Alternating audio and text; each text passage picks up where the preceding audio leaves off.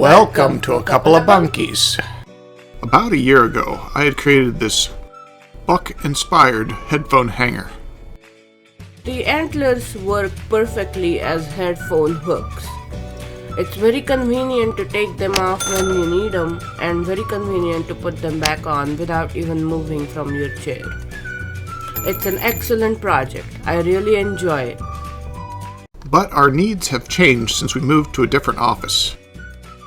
Hey Tim, this gear rack is really nice for headphones, but see, my headphones are getting caught in it, and by the time I get it around, it's too late.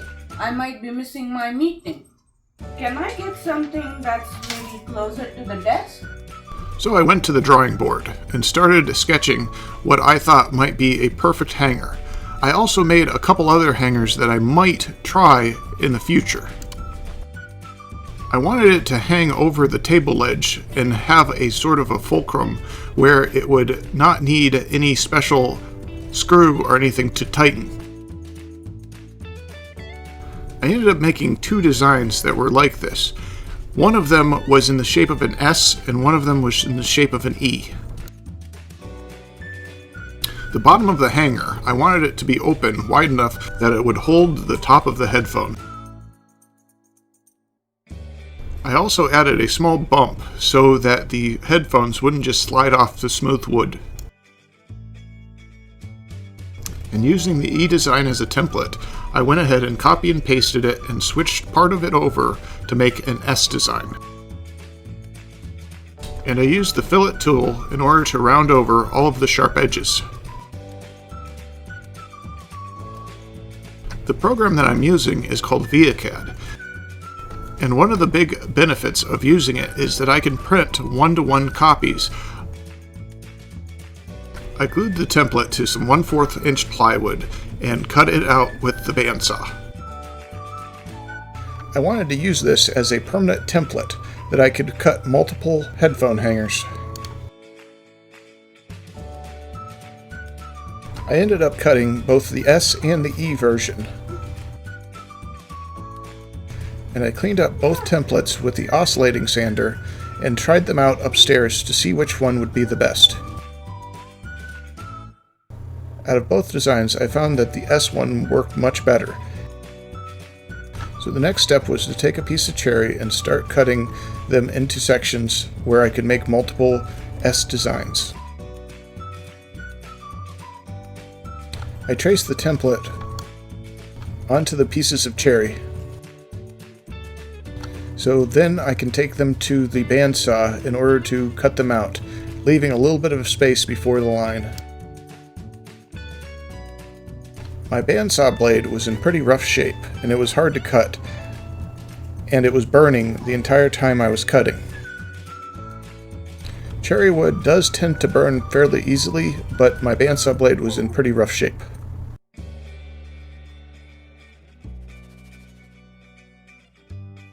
And I completed the same process for the other pieces of wood. And this is where I ended up having the most issues.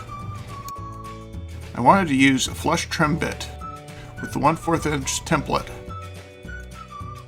By gluing the template onto the piece of material and taking the flush trim bit and running it along the template,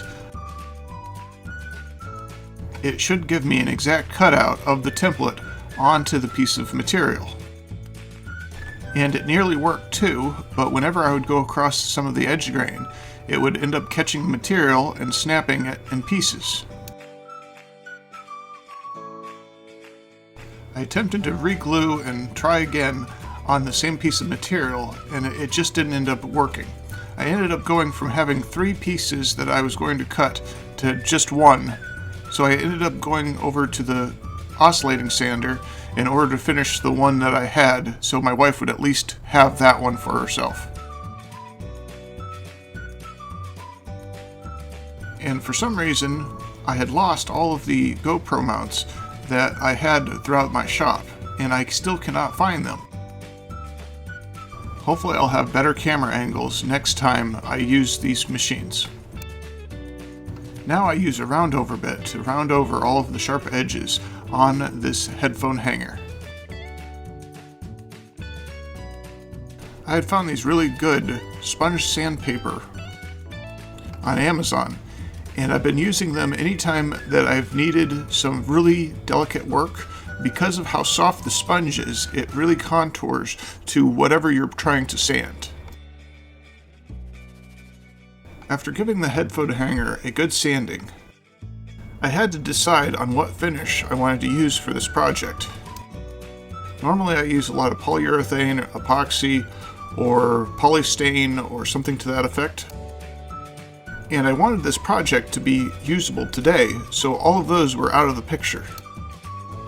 And quite honestly, I think I would have preferred to have a tung oil finish on this project. But all I ended up having at the time that would be a nice quick finish was some cutting board oil. So I apply the metal oil with a rag, and I present the headphone hanger to my wife. 6 months later. Okay, sweetheart, I've got something for you. Let me guess. These are my new headphone holders. You got that right.